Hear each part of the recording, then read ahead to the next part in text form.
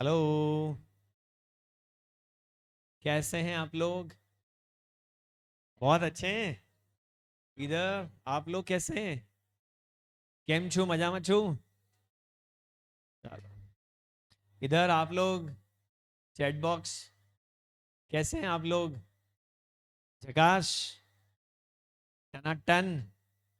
जोरदार। अरे वाह क्या बात है। बहुत बढ़िया बेटा। अच्छा लगा सुन के कि आप अभी तक अच्छे हैं। रहेंगे अभी अच्छे रहेंगे। फाइनेंशियल ईयर पढ़ लिया था ना हमने। 1 अप्रैल को चालू होता है, 31 मार्च को खत्म होता है। नहीं सर, मेरे को तो ना अलग जगह खत्म करना है। तो जाओ वहां उनके पास। किनके? सेंट्रल गवर्नमेंट के पास जाओ।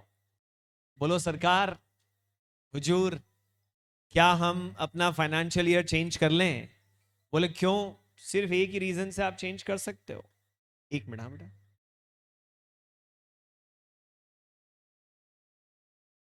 सिर्फ एक ही रीजन से चेंज कर सकते हो कि जो आपकी होल्डिंग है या सब्सिडरी है या एसोसिएट है, वो विदेशी है और उसकी वजह से उसके साथ में अलाइनमेंट हो जाए। इसलिए हम डिफरेंट ईयर फॉलो करना चाहते हैं। ये हमने पढ़ा। Now next definition is financial statement. Companies act में एक टर्म आता है फाइनेंशियल स्टेटमेंट्स। तो एज पर companies act it includes the balance sheet. बिल्कुल। हाँ जी।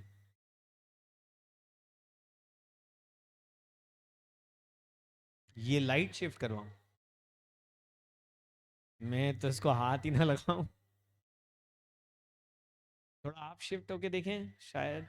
अच्छा, ये लाइट अट रही बीच में से, पर बेटा ये इसको ऊपर लगवा दें। इसको देखना। सर से, नाटा सर से पूछना कि ये ऊपर हैंग हो सकती क्या। अरे प्रोजेक्टर जैसे हैंग हो जाएगी ना, तो वो ऐसे बीच में नहीं आएगी फिर। ये फुल लेंथ पे बेटा इसके। आ जाओ कर दो।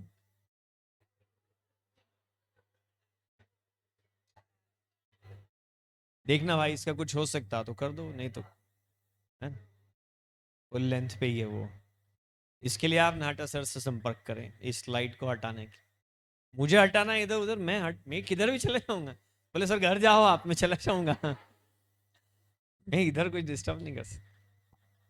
Beyond my powers.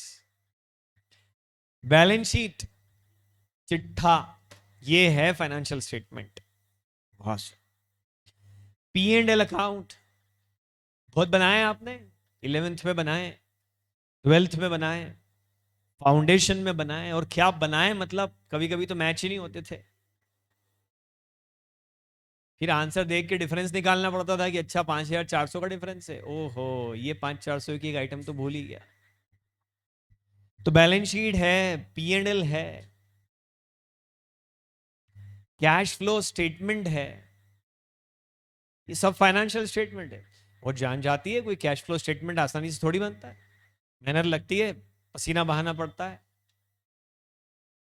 दिक्कत आती है। तो operating activity, investing activity, financing activity, indirect method, फिर उसमें ढेर सारे एडजस्टमेंट, फिर वो मिले ही ना, पता नहीं क्या क्या क्या कर दिया।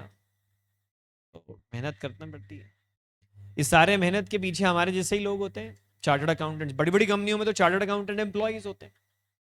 छोटी कंपनियों में अकाउंटेंट ये सब बनाते हैं और फिर चार्टर्ड अकाउंटेंट उसको चेक कर देते हैं। फिर उसके बाद में ना बेटा, जो नेक्स्ट चीज आती है। एक मिनट यार, आज तो कुछ ठीक नहीं चल रहा, आज कुछ सब गलत गलत हो रहा है। कोई बात। कैश फ्लो स्टेटमेंट, लेकिन ना कैश फ्लो स्टेटमेंट ने छूट दे दी। 1% कंपनी को कैश फ्लो स्टेटमेंट नहीं बनाना है। ये देखो ओपीसी का फायदा, इसको कैश फ्लो स्टेटमेंट नहीं बनाना है। डॉर्मेंट कंपनी को कैश फ्लो स्टेटमेंट बनाने की कोई जरूरत नहीं है। स्मॉल कंपनी को कैश फ्लो स्टेटमेंट बनाने की जरूरत नहीं है। और सिर्फ बना लिया तो हाँ, बहुत अच्छी बात है, ये तो हम आपके आभारी रहेंगे इसके लिए। पर बनाने की जरूरत नहीं है। फिर आया statement of changes in equity. देखिए कोई रियल लाइफ बैलेंस शीट देखिए। उसमें देखोगे तो दिख जाएगा कि statement in changes in equity क्या होता है। साल के शुरू में पेड अप कैपिटल इतने रुपए थी, इस साल इतने नए शेयर इश्यू हुए, उनको ऐड कर दो। इस साल अगर किसी शेयर का बायबैक हुआ है तो उसको लेस कर दो, इज इक्वल टू साल के एंड में इतने शेयर आ गए। साल के शुरू में जनरल रिजर्व इतना था, इस साल इतना ट्रांसफर करा, साल के एंड में बैलेंस इतना हो गया। साल के शुरू में पीएनएल का बैलेंस इतना था, ऐड लेस, एंड में इतना हो गया। साल के शुरू में सिक्योरिटी प्रीमियम इतना था, इतना ऐड हुआ, इतना लेस हुआ, इतना क्लोजिंग है। तो जो पेड अप कैपिटल और रिजर्व्स एंड सरप्लस है ना, उसका पूरा का पूरा अकाउंट आ जाता है। Opening balance plus addition minus deductions is equal to closing balance. ऐसा स्टेटमेंट जो बनता है ना, उसको क्या बोलते हैं? Statement of changes in equity. Dhruv is asking sir, dormant company तो कुछ सिग्निफिकेंट ट्रांजैक्शन ही नहीं करती है, तो बाकी के फाइनेंशियल स्टेटमेंट कैसे बनाएंगे? सिग्निफिकेंट ट्रांजैक्शन नहीं है तो आरओसी की फीस दी है वो तो पीएनएल में डेबिट करो, लिखो sale zero, cost of good sold zero, audit fees 2000 रुपए, आरओसी फीस 1500 रुपए, अदर एक्सपेंसेस 5000 रुपए, लॉस इन पीएनएल 10,000 रुपए, व्हाटएवर। उससे रिजर्व्स हो जाएंगे कम, तो क्यों नहीं बनेगा? पीएनएल बनेगा, बैलेंस शीट बनेगा, बकायदा बनेगा, ज्यादा बड़ा नहीं बनेगा, छोटा सा बनेगा पर बनेगा। Statement of changes in equity बनाओ और एक्सप्लेनेटरी स्टेटमेंट। एक्सप्लेनेटरी स्टेटमेंट मतलब ये नोट्स टू अकाउंट्स होते हैं ना, जो सारी अकाउंटिंग पॉलिसीज और अजम्पशंस और सब कुछ डिस्क्लोज किया जाता है, ये सब फाइनेंशियल स्टेटमेंट है। This is financial statement. कोई पूछे व्हाट इज फाइनेंशियल स्टेटमेंट, तो balance sheet plus PNL plus cash flow statement plus statement of changes in equity plus notes to accounts यानी कि एक्सप्लेनेटरी स्टेटमेंट, ये सब मिलके क्या बनते हैं? कंपनी के financial statement. Dormant company, OPC और स्मॉल कंपनी के लिए ये जरूरी नहीं है। सर ये सेक्शन कौन सा है? ये सेक्शन नंबर 2 है, नोट्स में देखोगे सब सेक्शन नंबर भी मिल जाएगा आपको। अच्छा, जो सेक्शन नंबर 2 है ना, उसमें सारी डेफिनेशंस अल्फाबेटिकली अरेंज्ड होती है। मतलब जैसे आपने देखा कि आपको कोई भी डेफिनेशन देखनी है एसोसिएट कंपनी की तो वो पहले मिलेगी, लेकिन अगर आपको प्रोस्पेक्टस की डेफिनेशन देखनी है तो वो बाद में मिलेगी। आपको स्मॉल कंपनी की डेफिनेशन देखनी है तो अल्फाबेट एस जो है वो बाद में आता है, वो और पीछे जाकर के आपको मिलेगी। तो नोट्स में देखिए, आप बताओ फाइनेंशियल स्टेटमेंट का सबसेक्शन कौन सा है? 40। तो सेक्शन 2 क्लॉज 40, सेक्शन 2 क्लॉज 40 है बेटा। अनुराग सर उसको सबसेक्शन बोलिए ना। नहीं, हम तो क्लॉज बोले। क्यों? क्यों? उसके लिए मैं आपको नोट्स दिखाता हूं क्यों।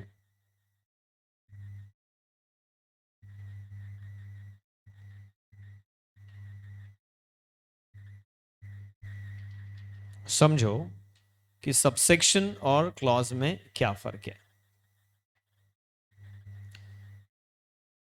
ये जो आप देख रहे हैं ना, सेक्शन नंबर 1, ये सेक्शन नंबर 1, सेक्शन नंबर 1 में डायरेक्ट नंबर 1 डाल के लिख दिया, दिस एक्ट में be called the companies act 2013।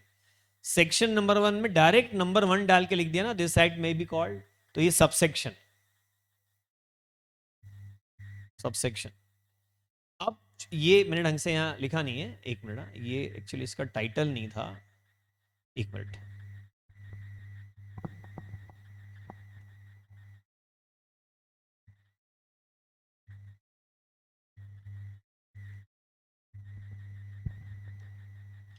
Section number 2 आ गया डेफिनेशंस, और डेफिनेशंस में कुछ इस तरह से चालू हुआ, in this act unless the context otherwise requires.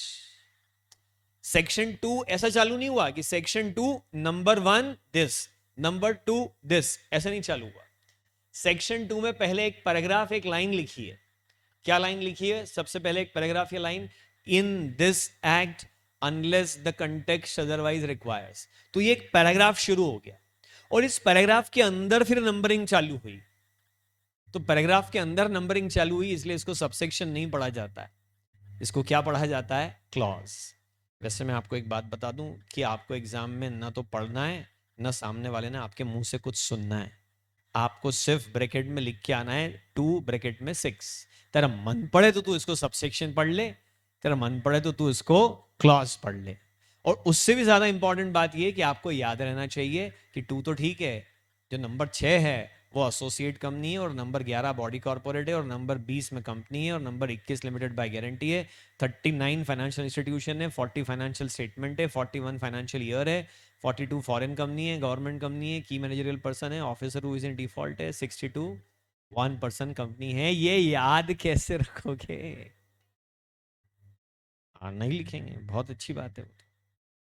Sir क्या हमको सेक्शन के साथ सबसेक्शन भी याद करने पड़ेंगे? हाँ जी, जहां पे सबसेक्शन में इंपॉर्टेंट बात है, सेक्शन में तो कुछ है ही नहीं, वहां तो याद करने ही पड़ेंगे ना। अब फाइनेंशियल स्टेट डेफिनेशन जो है उसमें सेक्शन में थोड़ी कुछ है, जो है वो सबसेक्शन में ही है, वहां याद करने पड़ेंगे। बहुत बड़े सेक्शन है, 4-4 पेजेस में रन कर रहे हैं, 3-3 पेजेस में रन कर रहे हैं, उसके तो सबसेक्शन याद करने ही पड़ेंगे। छोटे सेक्शन है जो आधा एक पेज में ही खत्म हो जा रहे हैं, उनके सबसेक्शन नहीं भी याद किए तो भी चलता है।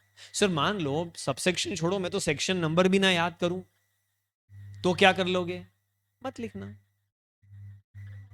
सर मान लो मैं याद करूं लेकिन वहां जाके कंफ्यूज हो जाऊं तो भी मत लिखना। गलत लिखने से बेटर है कि नहीं लिखा जाए। सर कुछ तो लिख दूं, लिखो according to the companies act 2013। ऐसे तो आपका मन था according to section 2 clause 41 of the companies act 2013, but वो थोड़ा बीच का भूल गए, तो आपने बोला according to the companies act 2013। Sir इससे मेरे मार्क्स कटेंगे क्या? नहीं।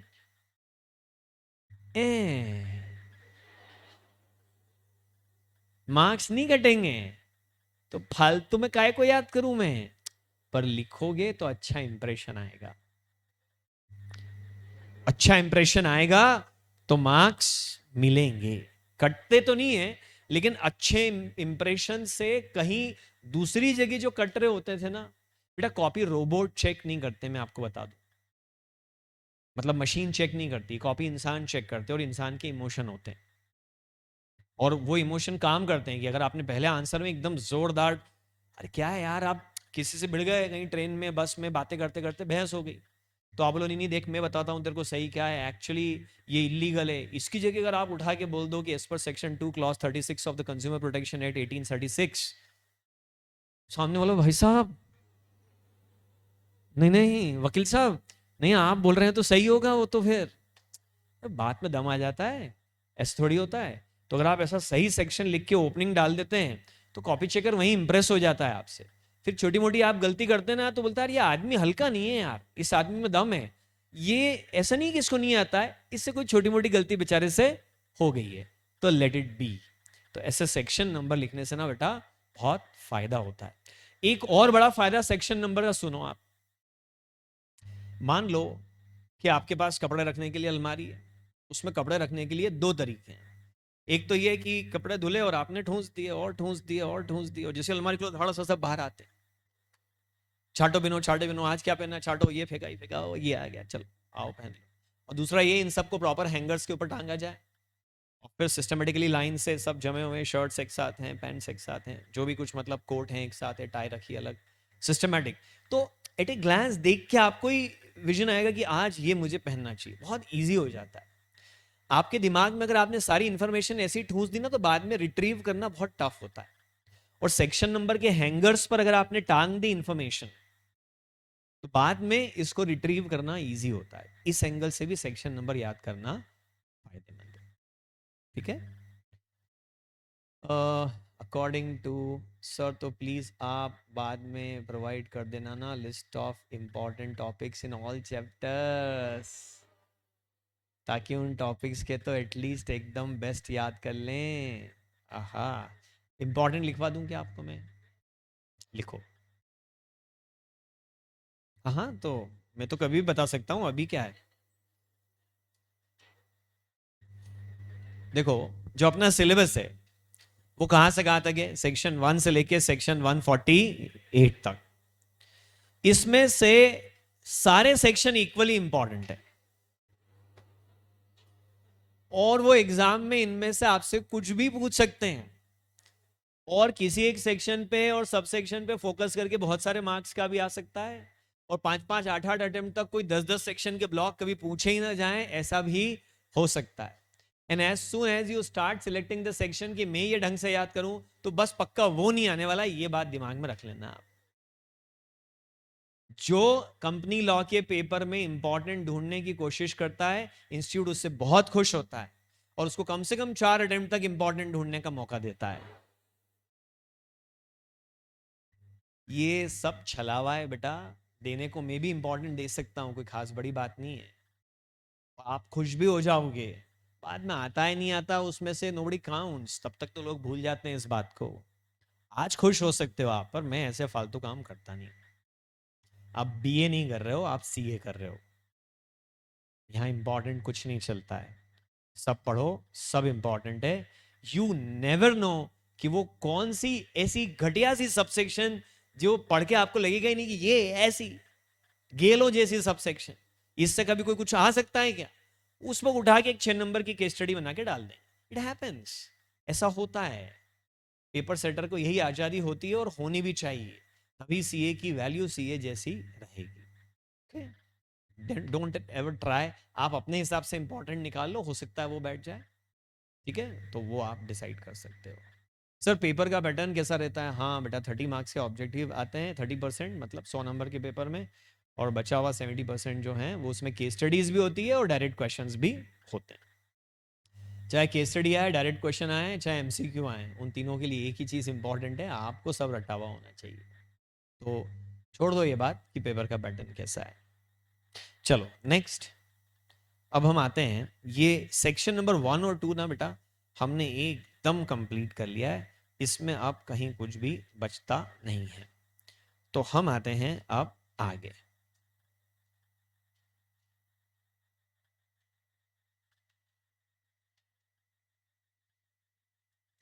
कितने क्यूरियस बच्चे हैं सर, आप एक पेपर ही पढ़ाओगे क्या आउट ऑफ 8? नहीं बेटा, मैं फाइनेंशियल मैनेजमेंट भी पढ़ाऊंगा आपको। अब चाहे ये सुन के आपको दुख हो या खुशी हो, होना कुछ ऐसा ही है यार। आज ना कुछ गड़बड़ हो रहा है आज।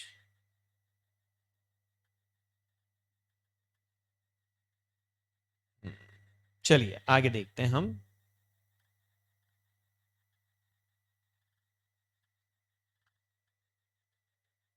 ये फाइल करप्ट हो गई क्या? Let me check this.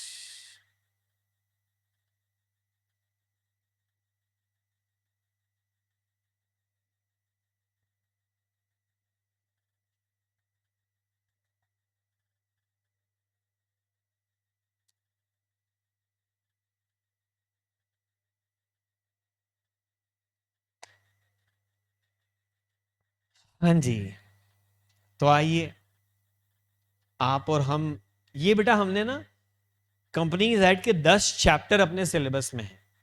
Chapter number 1 में आता है सेक्शन 1 और सेक्शन 2, बस इंट्रोडक्शन।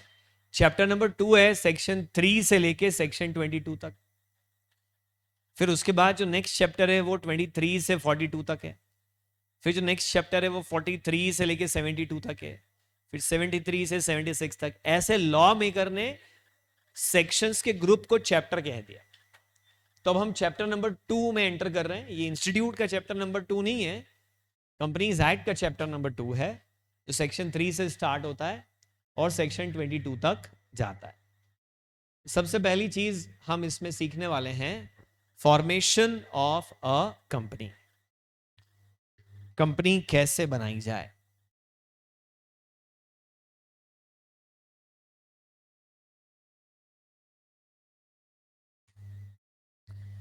तो कंपनी बनाने के लिए कंस्ट्रक्शन ट्रक आ गया है अपने पास, आओ शुरू करें। सेक्शन नंबर 3, 1 एक्चुअली हमने पढ़ा नहीं है, हमने डायरेक्ट 2 से स्टार्ट कर दिया था। 1 तो एक इंट्रोडक्शन सेक्शन होता है। सेक्शन नंबर 3, मान लो कि आप एक कंपनी बनाना चाहते हैं, आपके दिमाग में एक आइडिया आया कि सर ये थिएटर में मूवी देखने जाओ ना बहुत महंगी पड़ती, 100-200 रुपए का तो टिकट आता है, और गलती से पॉपकॉर्न खाने की इच्छा हो जाए तो दिवालिया ही हो जाए, यहाँ पर ऑलमोस्ट इंसॉल्वेंट हो जाए, इतना महंगा बेचते है। क्या मक्के की धानी घर में फोड़ लो, 2 रुपए में बन जाए, वो 100 रुपए में दे रहे हैं। लूटे रहे कहीं के, इतना लूटते हैं सर मैंने सोचा मूवी के लिए थिएटर जाना ही नहीं, अपन तो पेन ड्राइव में देख लें। अब तो लोग उससे भी एक कदम आगे बढ़ गए, टेलीग्राम से डाउनलोड हो जाए। पेन ड्राइव एन ड्राइव के जमाने लग गया, नहीं तो खुलेआम शहर में दुकान है, 5 रुपए में पेन ड्राइव में पिक्चर कॉपी कराएं। बॉलीवुड 5 रुपए में, हॉलीवुड 10 रुपए में, और साउथ की 15 रुपए।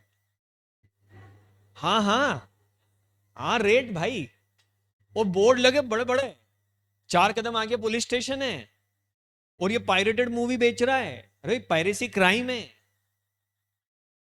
पायरेसी क्राइम है। वी नेवर थॉट इट, हम तो धमाधम कुछ भी कॉपी मार देते हैं। हमने जिंदगी में एक सॉफ्टवेयर नहीं खरीदा, एक मूवी नहीं खरीदी, सब फ्री में डाउनलोड हो जाता है टॉरेंट से। तो अरे अपने यहाँ तो टॉरेंट वॉरेंट अपन खुलेआम इस्तेमाल करते हैं कोई भी सॉफ्टवेयर डाउनलोड करने के लिए। कल को आपकी नौकरी लग जाए, आपकी यूएसए पोस्टिंग हो जाए, और पहले दिन आप टॉरेंट साइट खोल लेना, गला काट दें वो आपका ऑलमोस्ट। इतना स्ट्रिक्ट लॉ है वहां पे। थैंक गॉड मैं इंडिया में पैदा हुआ। तो अभी क्या हुआ, आपने बोला कि यार अपन एक अच्छा बढ़िया बिजनेस आइडिया है कि अपन बेहतरीन जो नई नई मूवीज है ना, वो सब पायरेट करेंगे। Pirates of movies private limited एक कंपनी बना लेते हैं जिसका पायरेसी में ही काम चलेगा पूरा। ये इलीगल ऑब्जेक्ट है, इसको लेकर के आप कंपनी नहीं बना सकते। सर मैं एक कंपनी बनाऊंगा कि गोल्ड की कस्टम ड्यूटी सरकार ने बहुत ज़्यादा कर रखी है, तो गोल्ड इंपोर्ट करो तो बहुत महंगा पड़ता है, तो हम पोर्ट पे उतारने की जगह इधर साइड आइड में समंदर में कहीं उतार लेंगे, जैसे कसाब वगैरह उतरे थे, ऐसा हम भी कहीं पे उतार लेंगे गोल्ड। स्मगलिंग कहलाती है वो, इंपोर्ट नहीं कहलाता है। हाँ सर हम वही करेंगे, बहुत प्रॉफिट है, मतलब कसम से। सर हम ड्रग्स का डिस्ट्रीब्यूशन करेंगे। नहीं नहीं नहीं, फार्मेसी वाली ड्रग्स नहीं, गांजा, चरस, अफीम, हेरोइन। हाँ हाँ, बड़ी लाइनें खींची तुमने लगता है।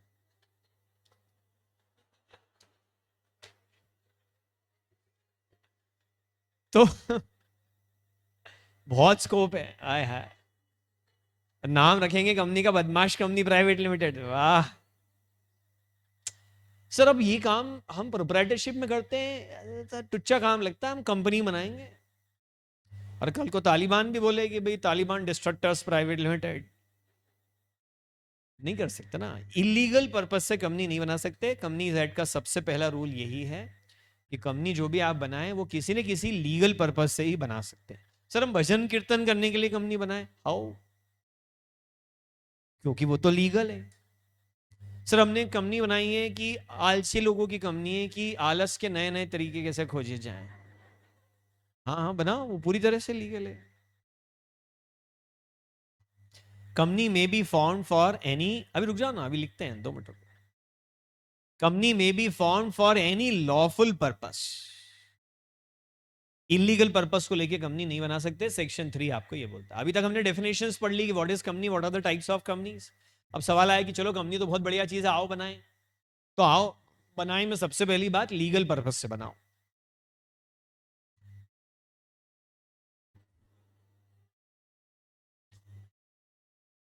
जुगाड़ देखिए। अगर पब्लिक कंपनी बनाना है तो कम से कम कितने लोग चाहिए? 7। ये भैया टू व्हीलर पे पब्लिक कंपनी चला रहे हैं। सर इसका वीडियो दिखाओ ना, ब्रेक कैसे लगाता है। यू नीड एटलीस्ट 7 पीपल, 7 और more persons to form a public company. बोले ये क्या चल रहा है? बोले शेयर होल्डर्स की मीटिंग। सर हमको तो ये करना है। तो ये है प्राइवेट कंपनी, जिसके लिए कम से कम कितने लोग चाहिए? 2। सिर्फ 2 हैं तो भी क्या बन सकती है? प्राइवेट कंपनी बन सकती। आप सोचते हो कि sir once I do CA, my future will be like this. Wait.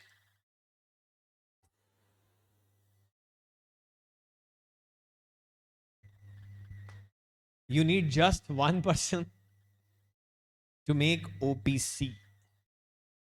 छापो। A company may be formed for any lawful purpose. 7 or more persons for a public company. 2 or more persons for a private company. 1 person for an OPC.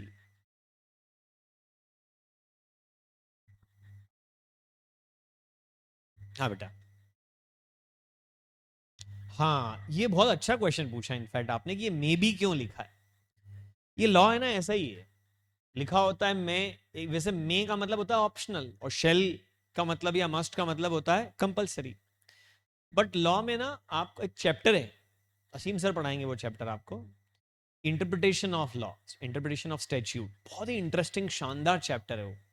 उस chapter में ये पढ़ाया जाता है कि law कैसे पढ़ा जाता है, इंटरप्रिटेशन ऑफ स्टैट्यूट। तो कई बार लिखा होता है मे, लेकिन कंटेक्स्ट को देखते हुए उसको क्या समझना पड़ता है, मस्ट। कई बार लिखा होता है मस्ट, लेकिन कंटेक्स्ट को देखते हुए उसको क्या समझना पड़ता है, मे। पापा आए थक करके ऑफिस से, बैठे ड्राइंग रूम में आके, जब बेटा पानी ला तो सच में लाऊं क्या। पापा की गुस्से से आंखें लाल हो गई, और पापा ने बोला देख ले, यू में। आप समझ गए, ये मैं नहीं है, ये मस्ट है। बोला मैं है, समझना must. Vice versa, sometimes must भी क्या हो जाता है, मैं। कभी हाँ भी कहो तो वो ना सुनाई देती है, कभी ना भी कहो तो वो हाँ सुनाई देती है। अरे आप चार्टर्ड अकाउंटेंट बन गए, जॉब लग गई, आपने बहुत कोशिश करी प्राइवेट कंपनी बनाने की, पर ओपीसी रह गए आप। फिर पापा मम्मी एक ऑफर लाए, बोले बेटा तुम्हारी शादी करवा दें क्या। अब बोलो नहीं नहीं पापा ना, अब भी नहीं। पापा मम्मी को इंटरप्रिटेशन ऑफ स्टैट्यूट के नियम सब मालूम है। उनको इन नहीं के अंदर जोर जोर से चिल्ला चिल्ला कि हाँ, अब और कितना इंतजार करवाओगे। सुनाई दे रहा है। लॉ ऐसा ही होता है बेटा, एक होता है लिटरल इंटरप्रिटेशन, एक होता है लॉजिकल इंटरप्रिटेशन। लिटरल मतलब जो कहा जाए वही। अरे आप फूफा जी को बहुत दिनों बाद दिखे, और फिर ऊपर से आपने चरण स्पर्श भी कर लिया, फूफा जी बोल रहे हैं आपको बहुत बड़े आदमी हो गए तुम तो। थैंक यू फूफा जी। कॉम्प्लीमेंट नहीं था ये, कमेंट था, टॉन्ट था, ताना मारा उन्होंने कि तुम इतने बड़े हो गए हो कि हमसे आके मिलते भी नहीं हो आजकल। कहा कुछ और है, मीनिंग कुछ और ही है। लिटरल इंटरप्रिटेशन है कि आप बहुत बड़े आदमी हो गए, तो फूफा जी आप चरण छू लो अब। लॉजिकल इंटरप्रिटेशन है कि थोड़ा आंखों में शर्म रखो और सॉरी बोलो मुझे जरा। तो लिटरल लॉजिकल, ये कोर्ट डिसाइड करता है। कभी कभी कोर्ट लिटरल मीनिंग ले लेता है, कभी कभी कोर्ट लॉजिकल मीनिंग ले लेता है। जैसा कोर्ट को ठीक लगता है वैसा कोर्ट अपने हिसाब से कर लेता है। अच्छा, जैसा ठीक लगता है वैसा, जिससे न्याय मिले, जिससे जस्टिस हो, वो कोर्ट इंटरप्रिटेशन ले लेता है। हाँ बेटा। हाँ, रिलीजन को प्रमोट करने के लिए कंपनी बन सकती क्या, चलो बताओ। यस और नो, इधर चैट बॉक्स वालों सुस्त हो गया आज तुम। रिलीजन को प्रमोट करने के लिए company, come on, Adarsh is the first one two answer, बाकी सुस्त लोगों। अरे क्या सुबह सुबह दाल बाटी खा ली तुमने, हुआ क्या है, जल्दी बताओ। हाँ, इधर वोट करें, यस के लिए हाथ उठाओ, रेज योर हैंड। नो के लिए हाथ उठाओ, बाकियों के हाथ कहाँ हैं। Correct answer is yes. Religion promote करने में कुछ गलत थोड़े है सर, मैं दूसरे रिलीजन की बुराई करूंगा, ये गलत है। मैं अपने रिलीजन की प्रशंसा करूंगा, इसमें कोई समस्या वाली बात नहीं है। आप रिलीजन प्रमोट करने के लिए कंपनी बना सकते हैं। हाँ, आपका क्वेश्चन यही था कि इसके आगे यही था। ओके। हाँ, सेक्शन 8 में उसको रजिस्टर भी करा सकते हैं इसी कंपनी को, कि हम रिलीजन प्रमोट करेंगे, हम टेंपल बनाएंगे, मंदिर बनाएंगे, मस्जिद बनाएंगे, चर्च बनाएंगे, जो भी कुछ है। हाँ, इंटरप्रिटेशन ये होना चाहिए कि आप अपने रिलीजन को प्रमोट करिए, there is nothing wrong. But आप, हम ईसाई मिशनरी बन जाएंगे और लोगों को कन्वर्ट करेंगे। रिलीजन, मैं चर्च बनाऊंगा और मैं लोगों को मोटिवेट करूंगा कि वो वहाँ पे संडे को जो भी प्रेयर होती है उसमें उनको आना चाहिए, वहाँ लोगों को मुफ्त में खाना खिलाऊंगा, ये सब चीज़ें ठीक है। लेकिन मैं लोगों को बोलूंगा कि अगर तुम कन्वर्ट हो जाओगे फ्रॉम हिंदू टू क्रिश्चियन तो मैं तुमको पैसे दूंगा, या दबाव बना के कन्वर्ट करूंगा, वो गलत है। ओके।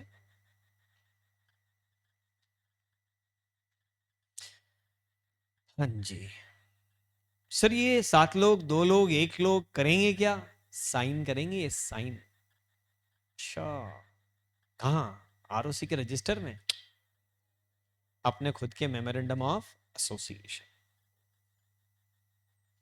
ये जो 7 पर्सन्स है ना, ये नेचुरल और आर्टिफिशियल दोनों हो सकते हैं। 2 पर्सन्स नेचुरल और आर्टिफिशियल दोनों हो सकते हैं। 1 पर्सन ये कंपल्सरीली नेचुरल ही होना चाहिए, वो भी रेसिडेंट ऑफ इंडिया, कम से कम 120 दिन के लिए, वो भी अडल्ट, वो भी इकलौती ओबीसी का मेंबर।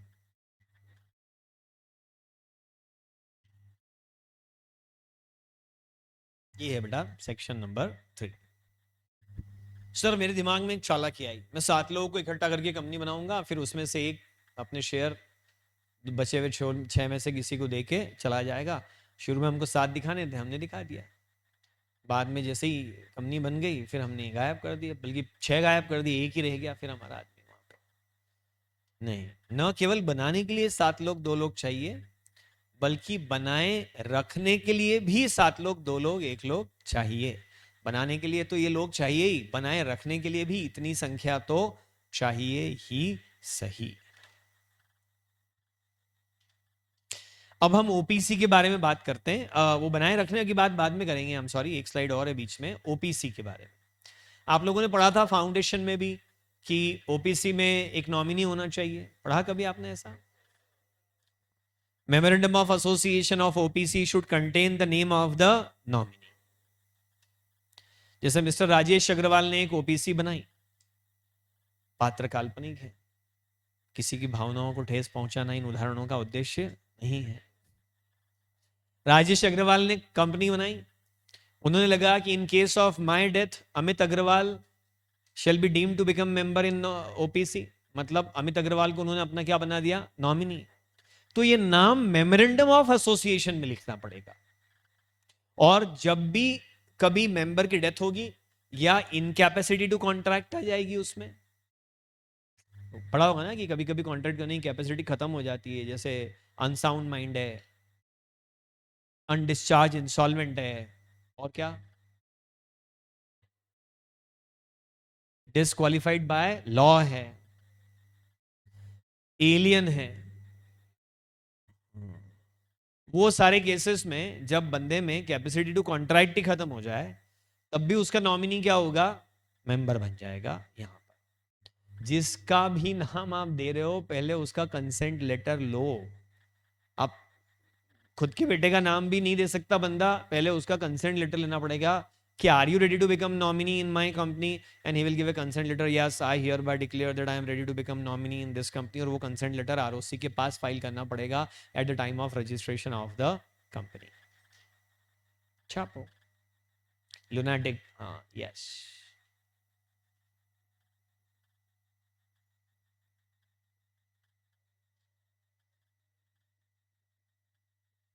मेंबर, बस आ ही रहा है, नेक्स्ट पॉइंट वही है, देखो नीचे इतनी सारी खाली जगह इसीलिए।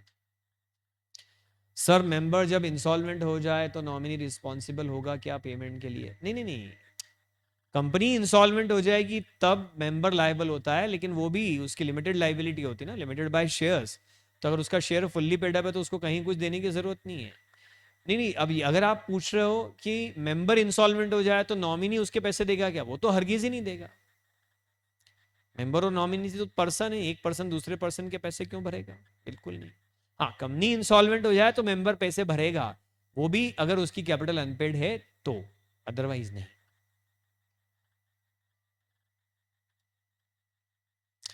चेंज इन नॉमिनी, नॉमिनी बदल भी सकते। पिताजी ने पहले बड़े बेटे को नॉमिनी बनाया, फिर उसका चाल चलन अच्छा नहीं लगा, लक्षण अच्छे नहीं लगे, उन्होंने नॉमिनेशन बदल के छोटे बेटे का नाम कर दिया। Nominee can withdraw his consent any time, and member can also change the nominee. या तो मेंबर बोले कि अब मैं नया नॉमिनी अपॉइंट कर रहा हूं, या नॉमिनी खुद बोले कि बस अब मैं नॉमिनी नहीं रहना चाहता, तुम्हारी टुच्ची सी छोटी सी ओपीसी का नॉमिनी बन के फंस गया, मैं एक बड़ी ओपीसी मेरे को नॉमिनीशिप ऑफर कर रही है, मैं वहां नॉमिनी बनूंगा, तो ठीक भाई, तो छोड़ दें यहां से। ऐसा कोई भी चेंज हो, चाहे मेंबर हटाए चाहे नॉमिनी हटाए, ये चेंज मेमोरेंडम में किया जाना चाहिए और इसका नोटिस आरओसी को दिया जाना चाहिए।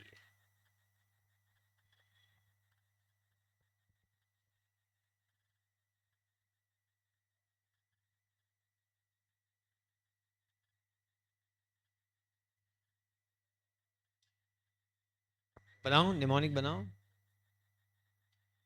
WCMR कुछ। इसमें जरूरत नहीं, क्योंकि इसमें फ्लो है। क्या है, पूरी एक स्टोरी का फ्लो अगर जहाँ मिलता है ना, वहाँ निमोनिक की जरूरत नहीं पड़ती कि या तो वो हटा देगा, नहीं तो ये खुद हट जाएगा, आरओसी को बताओ, मेमोरेंडम में लिखो। कुछ सेक्शन स्टोरी फ्लो में होते हैं, तो स्टोरी फ्लो में होते हैं तो वो तो याद रहते हैं। जहाँ पॉइंट्स आ जाते हैं ढेर सारे, वहाँ दिक्कत आती है।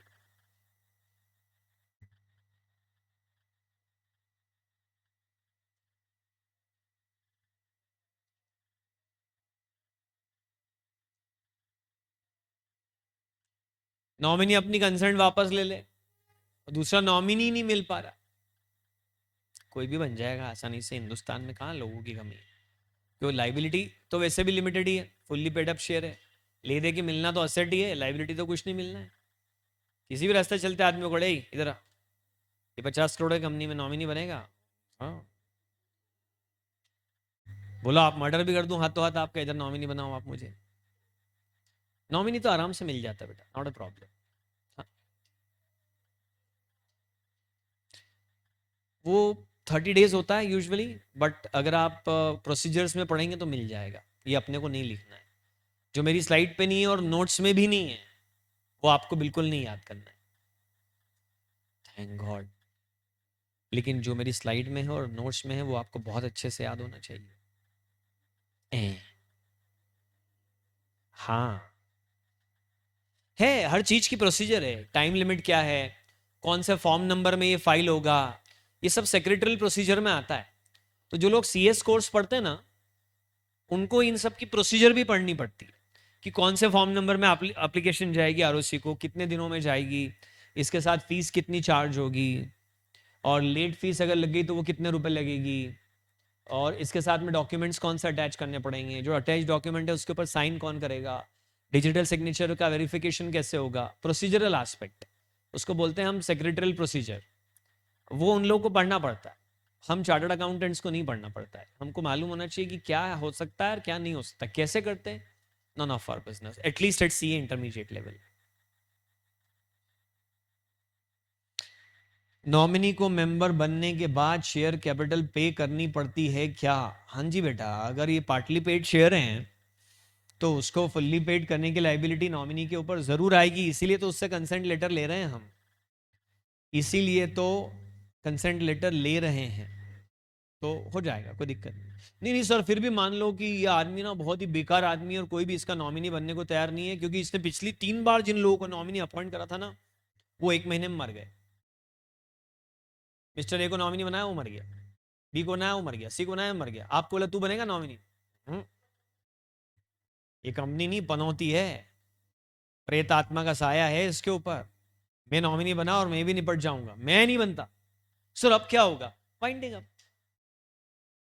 You don't have nominee, you don't fulfill condition of law, you cannot run this company, go for winding up, बंद करो इस कंपनी। जब तुमको नॉमिनी नहीं मिल सकता, तुम इस लायक नहीं हो, कंपनी चलाओ, बंद करो, चलो असेट को बेचो, लाइबिलिटी चुका दो, सिंपल। सर हमने सेक्शन 3 है ये। क्या होता है जब लॉ बन जाता है ना, बाद में सरकार को कुछ याद आता है, अरे यार एक बात कहना रह गई यार। सेक्शन 3 के बाद और सेक्शन 4 के पहले एक बात कहना रह गई, तो अब उसका एक तरीका क्या होता है कि सेक्शन 4 को बोले भाई साहब जरा शिफ्ट होना। ये जब इधर से आप अंदर आते हो कोने और बेंचेस में बैठते हो, तो आप आके पहली पोजीशन पे बैठ गए, जो लेट आएगा वो क्या बोलेगा, उधर खसक। बस में, सरकारी बसों में कभी ट्रेवल कराओ तो 3 की सीट पे आप कॉर्नर सीट पकड़ के बैठ गए, आयल सीट, फिर वो क्या आएगा, बोले भाई साहब उधर खसकना, फिर आप पैर बाहर निकाल देंगे, तू जा अंदर, व्हाटएवर। तो अभी क्या हुआ कि ये उधर खसकाएं कि तू जा अंदर, ऐसे बोले। उधर खसकाएं मतलब सेक्शन 4 को बोले कि तू जा सेक्शन 5 पे, तो ये 4 की जगह हो जाएगी खाली, क्योंकि हमको यहाँ एक नई सेक्शन डालनी। तो सर फिर 5 कहाँ जाएगी? 6 पे। तो सर 458 कहाँ जाएगी? 459 पे। अच्छा, सबको एक एक धक्का मार देंगे? हाँ, वो तब जब आप सारे सेक्शन याद कर चुके हो। वकील साहब को जब सारे सेक्शन याद हो, और तो और दूसरे एक्ट में किसी सेक्शन का रेफरेंस आ रहा हो, इनकम टैक्स एक्ट बोले कि dividend will be distributed as पर section 123 of the companies act, वहां तो कुछ और ही आ गया, अब सब गड़बड़ हो जाएगा। एक बार सेक्शन नंबर सेट हो गया, it will set in concrete, फिर कुछ नहीं हो पाएगा इसका। तो फिर बीच में ये अल्फाबेट लगा के, ये 3 के साथ ब्रैकेट में ये नहीं है बेटा, 3 के साथ चिपका हुआ ए है, और कैपिटल ए है, स्मॉल ए नहीं है, नोटिस करना इस बात। ये पैचवर्क है जो बाद में हमने करा। इनकम टैक्स एक्ट तो भरा पड़ा है ऐसे पैचवर्क से, वैसे पुराना एक्ट है वो, सेक्शन 80 और 81 के बीच में।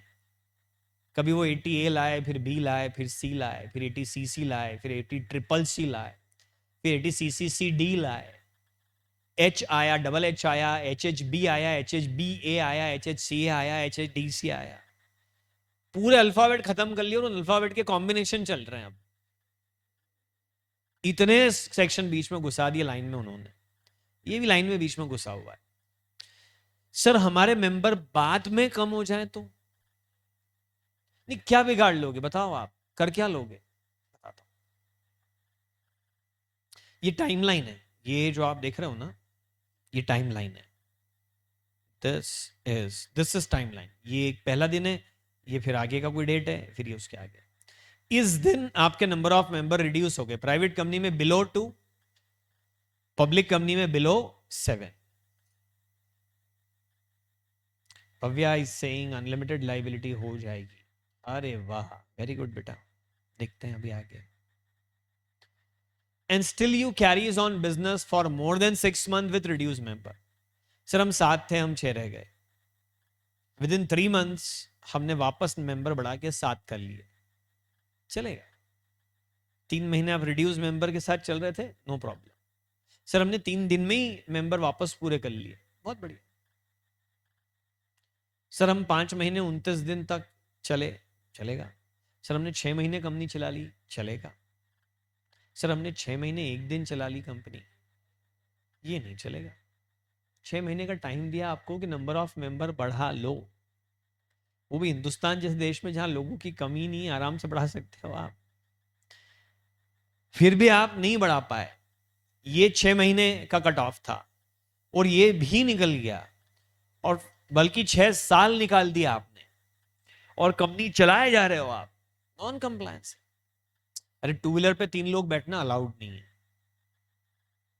4-5 तो बिल्कुल भी अलाउड नहीं, क्योंकि इम्बैलेंस होके गिर सकते हैं ना। उसका डिजाइन 2 लोगों को बैलेंस करने के लिए ही बना है, आप भी मरोगे दूसरे भी मरेंगे साथ में। तो देखा अपन ने, तो 4-5-6 सब बैठ जाते हैं, कोई दिक्कत नहीं। 32 की बस में 62 लोग, आम बात है। पिछली स्लाइड में 7 थे 2 व्हीलर पे, तो अपने यहाँ तो कुछ भी हो सकता है। तो अब आपने क्या करा, 2 व्हीलर पे 3 बैठना अलाउड नहीं, आप 4 बिठा के चला रहे हो, अब क्या कर लोगे? जब तक पुलिस वाले नहीं पकड़ेगा तब तक कुछ नहीं। चोर वो नहीं होता है जो चोरी करे, जी बिल्कुल सही, जो चोरी करके पकड़ा जाए। सर हम कम हो गए, क्या बिगाड़ लोगे? कुछ नहीं। 6 महीने से चल रहे हैं, क्या करोगे? कुछ नहीं। लेकिन जिस दिन आप गिरफ्त में आए, उस दिन फिर क्या होगा पता है? उस दिन फिर गड़े मुर्दे उखाड़ लिए जाएंगे पुराने सारे। फिर आपको बोलेंगे कि 6 साल चला ली आपने कंपनी। कितने साल चला ली? 6 साल। तो 6 महीने तो फिर भी एग्जाम्प्टेड ही हैं आपके। बोलेंगे तुम्हारा डिफॉल्ट ना 5.5 साल चलाने का है। ये नहीं बोलेंगे तुम 6 साल से गलती कर रहे हो, क्या बोलेंगे? तुम 5.5 साल से गलती कर रहे हो, और पिछले 5.5 साल में तुमने जो भी लोन लिए हैं, उधार माल खरीदा है, जो भी लाइबिलिटी इनकर करी है, लिफ्टिंग ऑफ कॉर्पोरेट वेल्थ, उसके लिए अब सारे मेंबर्स इंडिविजुअली लायबल हैं और लाइबिलिटी अनलिमिटेड है। यानी आउटसाइडर सीधा मेंबर पर सू कर सकता है, आउटसाइडर सीधा मेंबर पर सू कर सकता। अरे SUE, स्यू स्यू स्यू बोल दो, बट प्रोनाउंसिएशन ये भी चलता है इसका है। सीधा मेंबर पर क्या करेगा? सू करेगा। सर वो पहले किस पे सू करता था? कंपनी पे। पहले वो कंपनी पे सू करता था, अब वो सीधा किस पे सू करेगा? मेंबर पे, वो भी अनलिमिटेड। ये भी नहीं कि मेरी अनपेड शेयर कैपिटल तक कर ले भाई तू। 5 करोड़ रुपए बाकी है, ठीक है तू 5 करोड़ वसूल ले अब तो। अनलिमिटेड लाइबिलिटी, और वो भी पर्सनल। अनलिमिटेड होना अलग बात है और पर्सनल होना एक अलग बात है। अनलिमिटेड कंपनी में भी लाइबिलिटी अनलिमिटेड होती है मगर पर्सनल नहीं होती। यहाँ अनलिमिटेड भी है और लाइबिलिटी कैसी है, पर्सनल भी है। तो रिमेनिंग, सब वो जो 7 की जगह 6 हो गए थे ना, रिमेनिंग मतलब 7 की जगह जो 6 हो गए वो 6 बचे हुए। कॉग्निजेंट, कॉग्निजेंट मतलब जिनको इस बात की जानकारी है कि we are reduced in number. इन 6 में से एक आदमी बोले कि सर हमको मालूम ही नहीं है कि हम 6 हो गए, क्योंकि ये तो इनकी फैमिली की कंपनी है। राकेश मेरा फ्रेंड है, उसके पापा ने कंपनी बनाई, उसके चाचा, बड़ी मम्मी, बड़े पापा और वो सब मेंबर हैं, और एक मेंबर कम पड़ रहा था, उनने मेरे को ले लिया। फिर उनके बड़े पापा से झगड़ा हो गया, वो बड़े पापा शेयर बेच के चले गए। मेरे को ये बात मालूम ही नहीं। उन सब 5 लोगों को मालूम है कि हम 6 ही रह गए हैं, पर मैं छठा, मुझे नहीं मालूम है कि हम 6 रह गए। I don't participate in the management of the company. मैं थोड़े रोज रोज जाके रजिस्टर ऑफ मेंबर चेक करता हूँ। सर कसम से मुझे नहीं मालूम, गीता पे हाथ रख के कसम खाता हूँ, जो कहूंगा सच के सिवा कुछ नहीं। अगर ये साबित कर दे, नहीं गीता साबित नहीं कर दे, ये बंदा साबित कर दे कि हाँ मुझे नहीं पता था, फिर ये लायबल नहीं। बचे हुए लोग लायबल हैं पर्सनली। किस चीज के लिए, for debts incurred after 6 months। बचे हुए 5.5 साल के लोन के लिए। रियल लाइफ में किसी काम का नहीं ये सेक्शन है, तो मतलब मैंने नहीं देखा है कि इसका कोई यूज होता हो। ये वाला जो एरिया है, ये यहाँ members personally liable, in this area members are personally liable. हाँ देखो, अनलिमिटेड लाइबिलिटी में ना इक्वली लायबल है, लेकिन अगर ये 5 में से फिर कोई एक मेंबर भी हाथ खड़े करते, साहब मेरे पास 200 ही रुपए हैं, तो इससे 200 ले लो, फिर दूसरे के ऊपर लाइबिलिटी बढ़ जाएगी। इक्वली लायबल है, मगर फिर कोई एक ना दे पाए तो दूसरा देगा। हाँ आपस में एक दूसरे से रिकवर कर सकते हैं। सर अनलिमिटेड और पर्सनल में क्या डिफरेंस है, मिस्टर एन सुनिए। ये तो ऐसा है जैसे मैन इन ब्लैक में नहीं भर्ती हुई हो, जे के, ये कौन आया, एन। तो मिस्टर एन सुनिए, या miss N as the case में भी, कि अनलिमिटेड कंपनी और पर्सनल, अनलिमिटेड और पर्सनल में क्या डिफरेंस। अनलिमिटेड कंपनी में भी मेंबर्स की लाइबिलिटी अनलिमिटेड तो होती है, मगर मनी लेंडर डायरेक्टली मेंबर पर केस नहीं कर सकता। यहां डायरेक्टली मेंबर्स पर सू कर सकता है। डायरेक्ट सू कर सकता है इज पर्सनल, और कितना भी पैसा वसूल कर सकता है इज अनलिमिटेड। पार्टनरशिप में पार्टनर की लाइबिलिटी अनलिमिटेड भी होती है, पर्सनल भी होती है। अनलिमिटेड कंपनी में मेंबर्स की लाइबिलिटी अनलिमिटेड तो होती है, मगर पर्सनल नहीं होती है। छाप दिया बेटा ये। लेकिन सर पब्लिक कंपनी हुई तो गवर्नमेंट लायबल हुई ना। हाँ अब एक और इससे, तमाश ने एक जो क्वेश्चन मुझसे पूछा है, तो उससे एक नई चीज निकल के आती है बेटा, पब्लिक कंपनी और पब्लिक सेक्टर कंपनी में कोई डिफरेंस है क्या। चैट बॉक्स में यस नो चाहिए मुझे 80 बार, 76 टाइम्स। आप लोग से भी पूछता हूं मैं, 2 मिनट रुको। क्या पब्लिक कंपनी और पब्लिक सेक्टर कंपनी में कोई डिफरेंस है, आपको यस या नो कहना है भले लोगों। आप लोग भी यस कह रहे हो। पब्लिक, अच्छा जैसे रिलायंस इंडस्ट्रीज लिमिटेड, ये पब्लिक कंपनी है कि प्राइवेट कंपनी है। इधर भी सुन लेते हैं, बताओ रिलायंस इंडस्ट्रीज लिमिटेड पब्लिक है कि प्राइवेट है। सर हम तो आपके सामने, आप साइड में क्यों देख रहे हो, अरे ये टीवी मेरे साइड में लगा है ना, चैट बॉक्स उस पर दिखता है। पब्लिक है, Reliance industries limited public company है। तो ये भारत सरकार की कंपनी है क्या, नहीं, मतलब ये प्राइवेट सेक्टर में है, सिटीजन्स की कंपनी है ना, सरकार की नहीं है, इसलिए ये क्या है, प्राइवेट सेक्टर की पब्लिक कंपनी है। लेकिन नाटा प्रोफेशनल एकेडमी प्राइवेट लिमिटेड मान लो एक ऐसी कंपनी हो, तो ये प्राइवेट सेक्टर में तो है ही, साथ साथ में प्राइवेट कंपनी भी है। Nata professional academy private limited is a private company in private sector, Reliance industries limited is a public company in private sector. दोनों ही प्राइवेट सेक्टर में हैं, क्योंकि इसमें सरकार का कोई हाथ नहीं है। लेकिन अगर हम बोले LIC, तो ये पब्लिक सेक्टर की कंपनी है।